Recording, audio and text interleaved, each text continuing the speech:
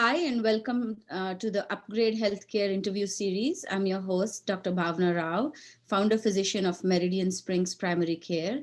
We are located in the Woodlands, North Houston area, and we serve the patients in the surrounding areas of Woodlands, Tomball, and North Houston.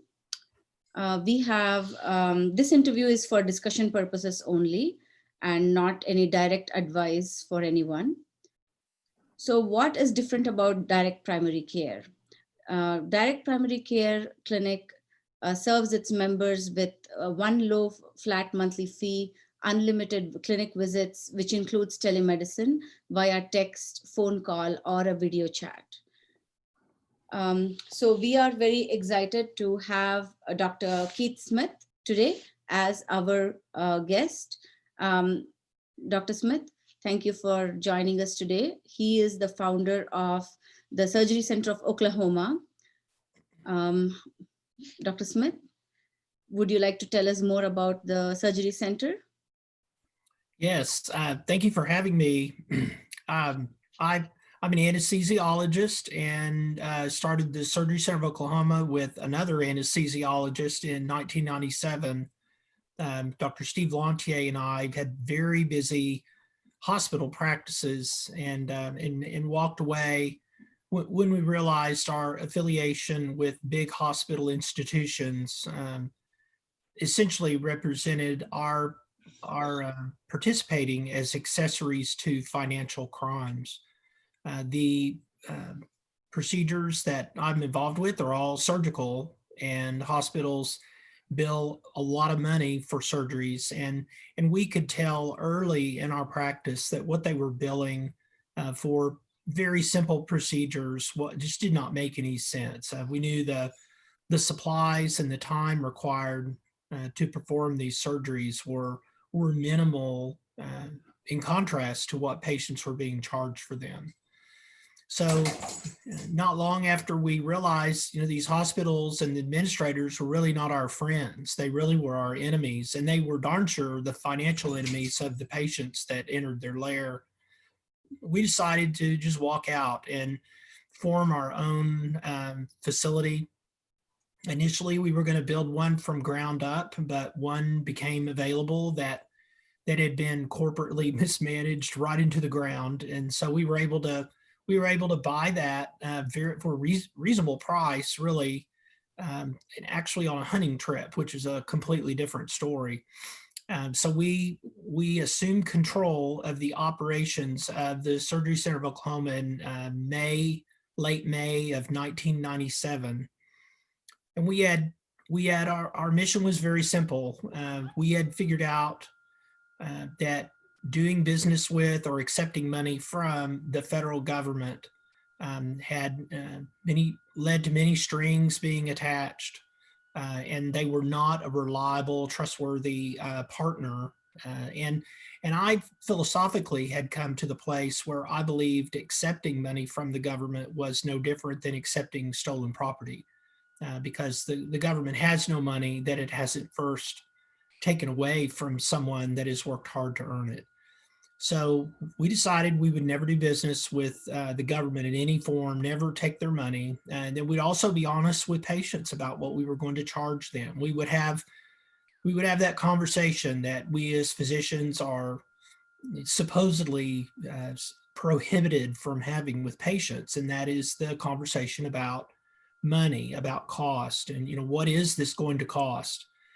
And I felt like every other person in commerce that I needed to say, here is what I do, and here is how much I charge for it, and then allow the market and allow patients to judge me on whether or not that fit into their value paradigm. That is the way every other industry in this country, in the world, really works. So we launched our center and began quoting prices over the phone. It wasn't long before the uninsured found us. Word spread, just word of mouth, and we were the champions of the poor. We were the underdogs. The people that the hospitals had basically run off with their ridiculous pricing, many times ended up in our arms, and we we had complete control and ownership of the facility, and we could charge them a very small amount, or we could not charge them at all. It was completely under our control, but we were responsible to patients for what we did charge them. And the market spoke, and we became very busy early on. It became clear to us that even the low prices that we were quoting were profitable, um, except for, I think, 4 exceptions. The prices we quoted over the phone in 1997 are the same ones you'll see listed on our website today. So, and I shouldn't say 4. Some of the prices are lower. I have to throw that in too. So patients realized that they could pay for their surgery for at our place for less than what their deductible and copay would cost them at an in-network hospital.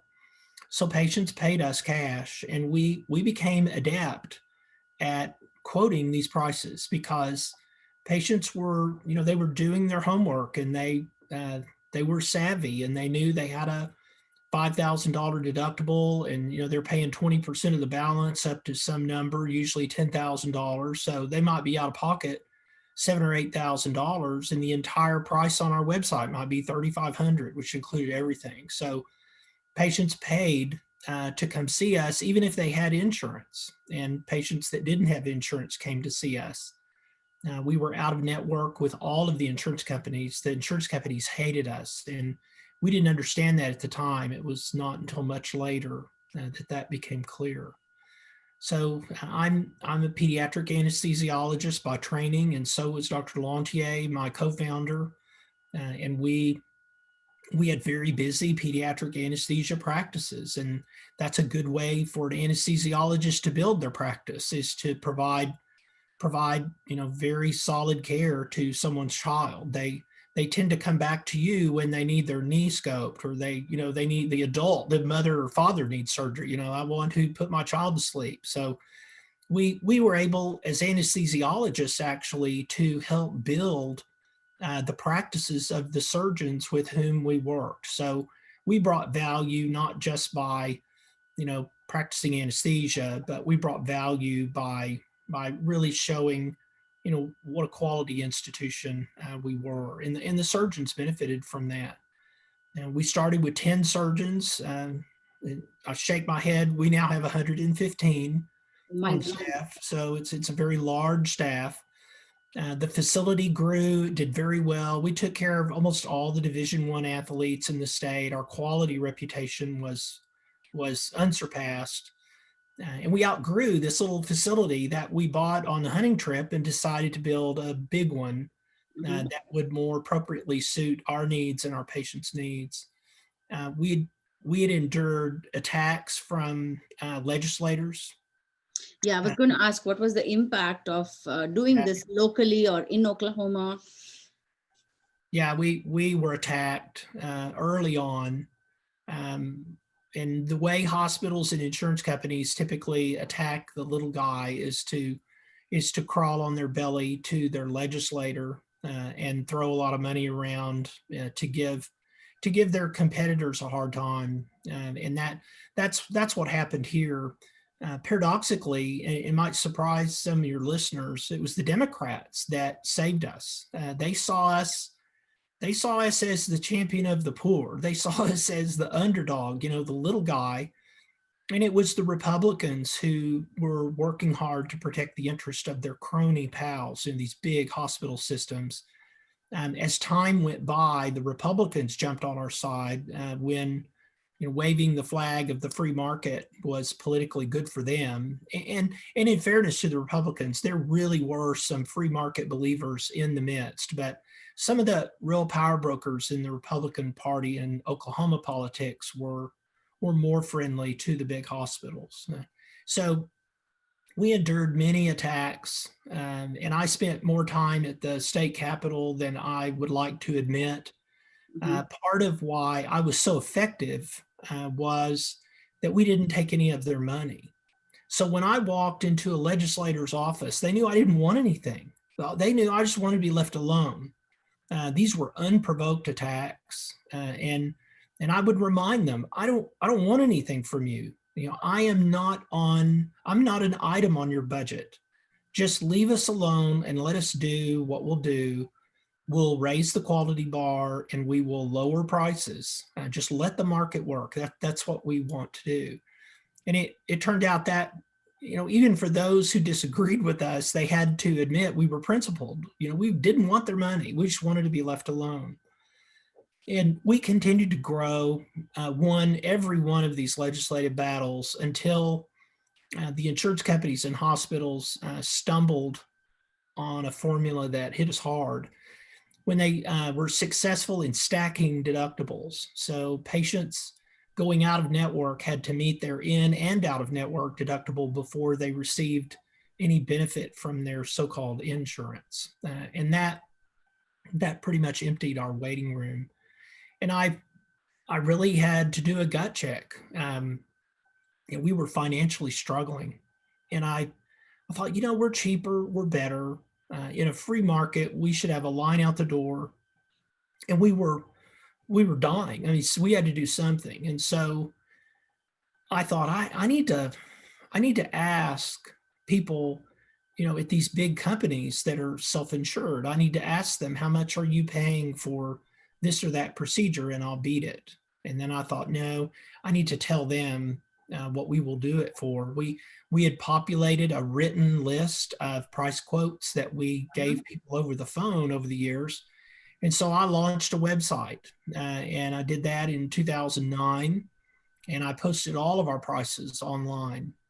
And that, it was revolutionary. Looking back, it was much more radical than even I had any idea. But I thought, you know, we're cheaper and better. Let's proclaim it, you know, like our original mission had in mind. And it's been a pretty wild ride since then. So coming to the website you're talking about, I'm going to share the screen of the website to show how fantastic it is. Here we go. So this is the website for the Surgery Center of Oklahoma. And when we talk about price transparency, the prices are right here. There are different body areas. And when you click on something like a hernia and you click on it, you can choose the different types of surgeries that show up here. And again, you can choose the procedure, which will, all right. So if I choose that and then say, move to maybe a hip arthroscopy, it pops out the price there. And this is this is for all the surgeries they provide, that you can find the pricing or call them to get the pricing if you can't find it right here. Yeah, and that's good. Yeah, and I was going to say that Dr. Smith has a fantastic blog here where he talks about free market and, of course, how they provide care at the surgery center. I had a related question. When you started, you said, you know, initially it was the poor, uninsured, you know, that were attracted to the surgery center. Did it change over time? Did, you know, people with insurance, without insurance, everybody got interested? How did the journey go?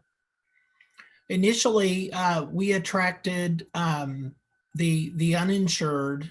Surgeons also brought every patient that they could bring from their own practice to us.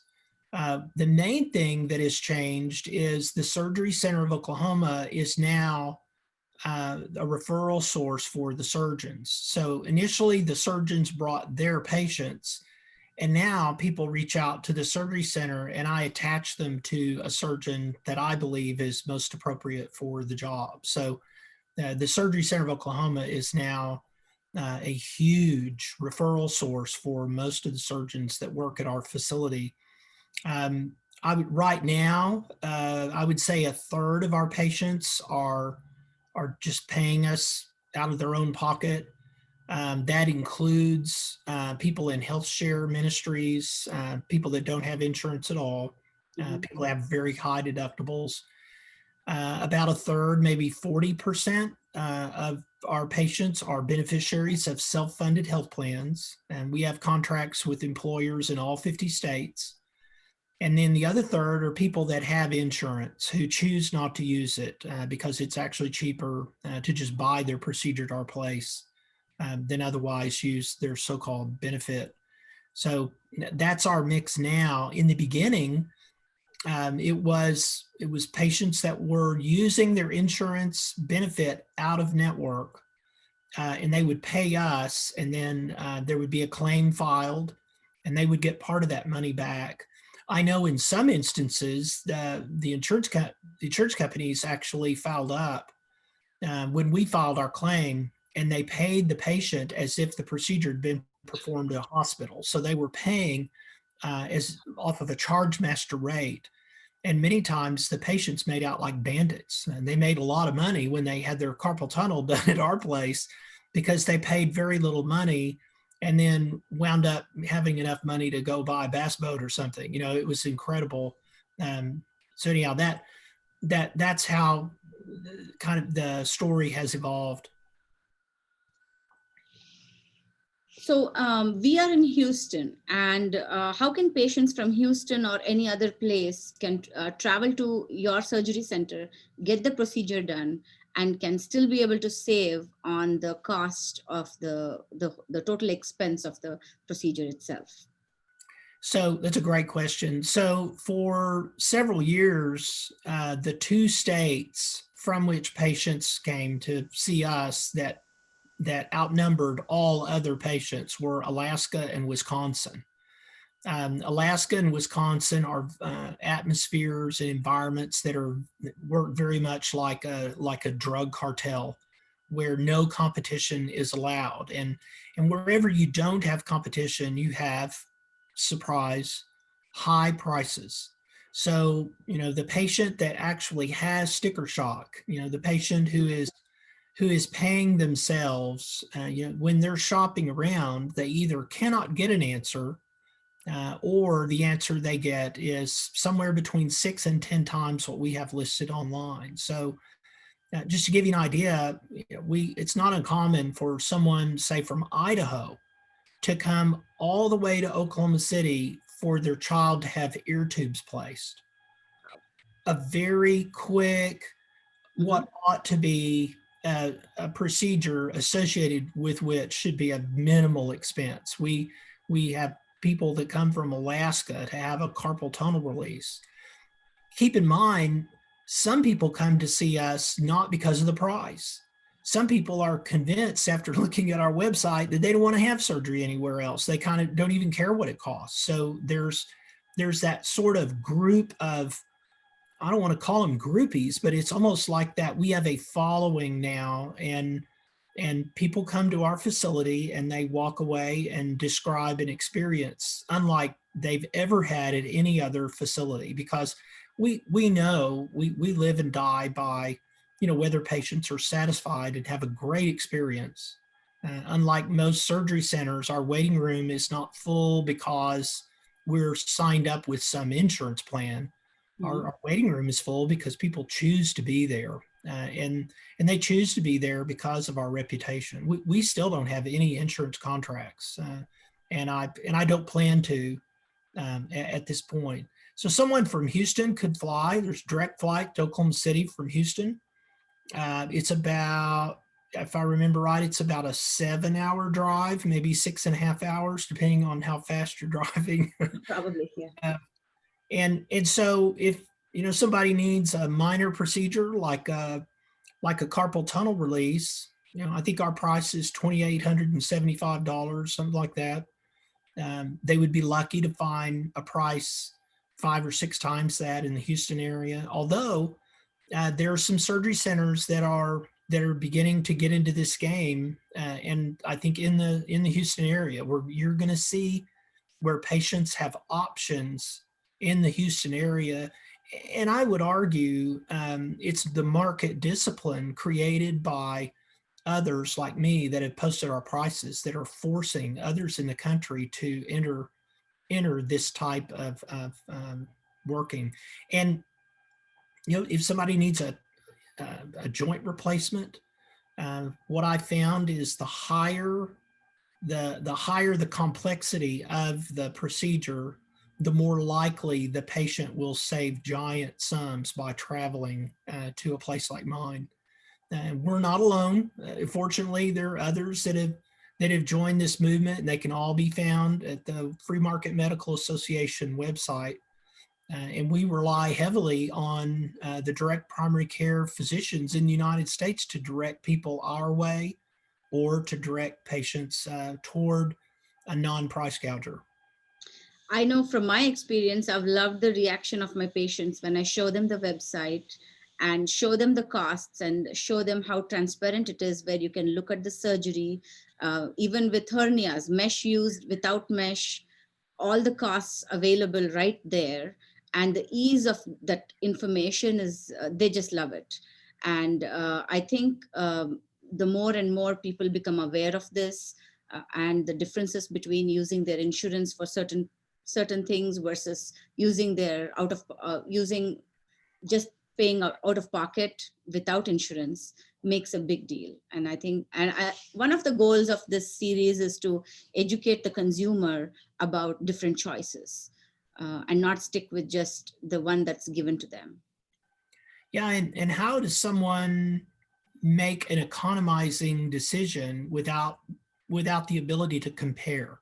Yes. So, without knowing the price, for instance, at 2 or 3 different facilities, how can a patient begin the process of comparison on what best satisfies their needs? So, having these prices out there, one of the goals we had in posting these prices was to start a price war. And I would argue that goal has been met because patients use our prices every day to leverage a better deal in their hometown so they don't have to travel to Oklahoma City. One of 2 things happens. One of 3 things happens. The hospital either surrenders and matches our price, in which case the patient either has their surgery at home, or they realize that they were almost a victim of an attempted robbery, in which case even though the hospital has matched our price, they still come to Oklahoma City. Those are 2 things that might happen. The other thing is the hospital doesn't match our price, or they don't give the patient a price at all, and then they travel to come see us or somebody else, that's posting their prices. So this price war is real. I think there's a market that has been created in the United States just because, our surgery center right in the middle of the country has posted prices. I would encourage your listeners to internet search UCLA cash pricing. That will pull up a website that will look hauntingly familiar to anyone who has seen ours. Everyone in the country that wanted to copy my website with the avatar and all of the circles on it that drop down menus, I have connected them with my web designers and told them to feel free to copy anything you see, including my prices. But UCLA did not ask. They just did it. And so I make fun of them every chance that I get.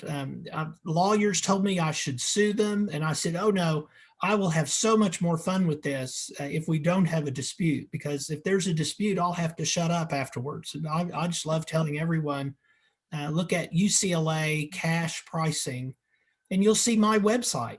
And it's not just my website. The little descriptions in the boxes are word for word. Wow. And they did not do this because they are good people.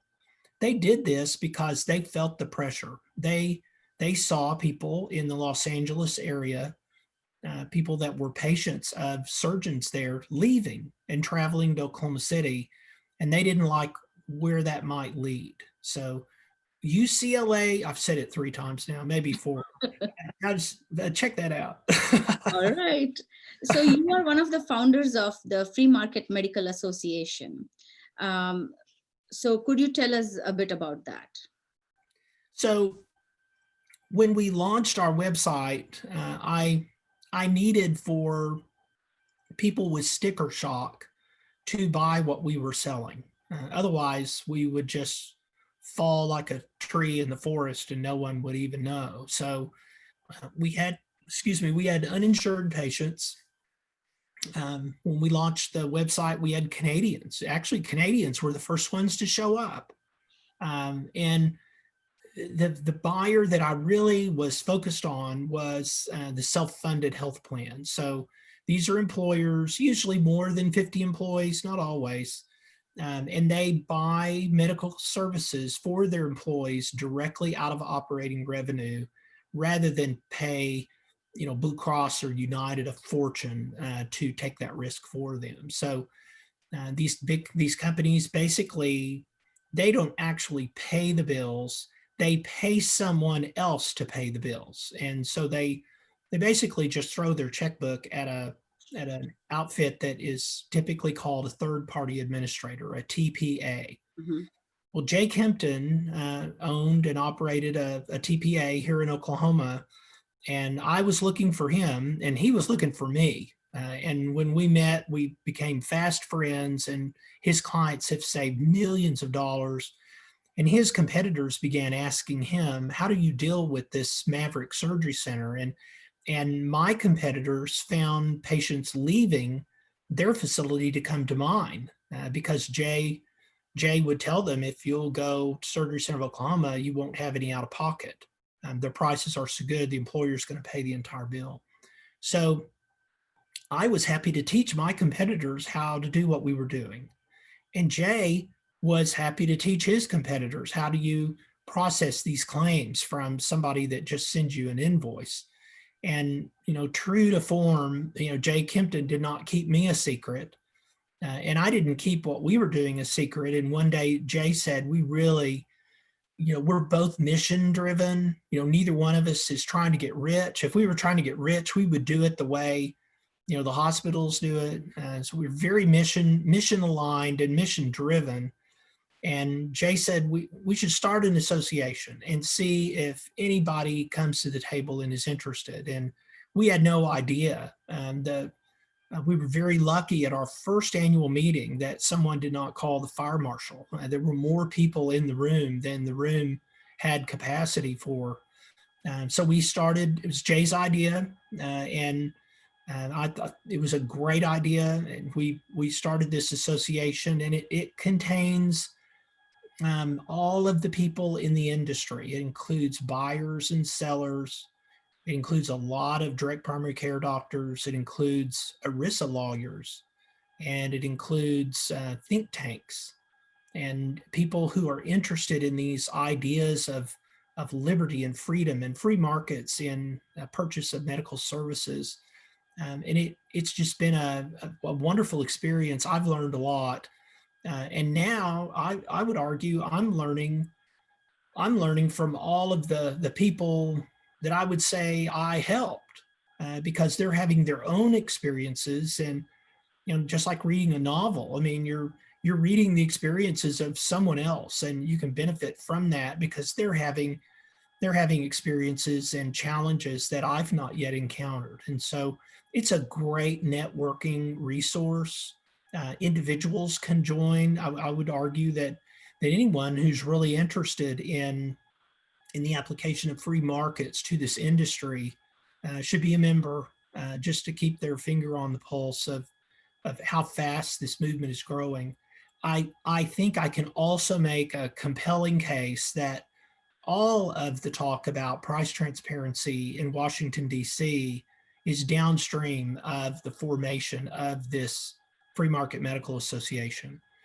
This idea of price transparency for medical services began here in Oklahoma, and the people in Washington, D.C. who are honest have actually told me that and have acknowledged that. So, these ideas are powerful. Their time has come.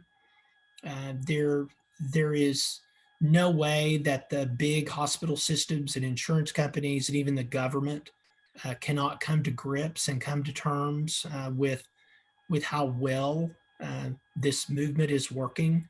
Cheaper and better is hard to argue against. And I remain optimistic because because these ideas have demonstrated that they can fell even the most vicious price gougers. Definitely. I would like to say that here that Meridian Springs Primary Care is a member of the FMMA, and I have enjoyed the wealth of information I got from their conferences and from their meetings. This just, just the connections that you make at a conference like FMMA, the environment that FMMA provides is just invaluable. Well, that's good to hear. We hope more and more people will join. I think that we will begin to see membership by people who we would characterize as from the dark side. I think that this movement is so powerful that there are people who kind of want to keep tabs on it just to see, where it's going and to make sure, it doesn't get completely out of control. And if that's their attitude when they get there, they'll soon realize it's already spread like wildfire. And I tell people 12 years ago when I posted these prices online, people thought I was crazy. People told me I was crazy. I was adorned with a tinfoil hat. I was insane. And the argument started that no one should do that. And then no one can do that. They'll go broke because they did it. That old thing, they basically start laughing at you once they realize that you've beaten them. And so this was it was a crazy time when I launched the prices, and think where we are now. Now, for a hospital to not post their prices, they face fines. Yeah, I never thought I would see a day where this had, this idea had forced the industry to make a 180. And that's where we are. So the weirdos now, the outliers, are the ones who will not show their prices. And that it's just a testament to how powerful these ideas are. Yes, and I think the more the people are aware of, the more they shop around, they'll ask for prices. It's going to bring about more changes in the whole healthcare system. Yeah, and good changes. And the more changes, yeah. Yeah, the more prices that are available, the more people will be able to point and say, well, if you won't give me the price, here are 15 organizations that will. And the market will go to work, and it'll bring the same discipline to the price gougers that every other industry has to endure. Definitely. Well, thanks for taking the time. And I mean, again, a wealth of information and a great story for the Surgery Center of Oklahoma. I have heard this before at the FMMA meetings, and I love to hear it again and again. It's inspirational. Thank you so much, Dr. Keith Smith, for joining us today. Thank you for having me. I appreciate the opportunity. Thanks, Dr. Smith. Aha.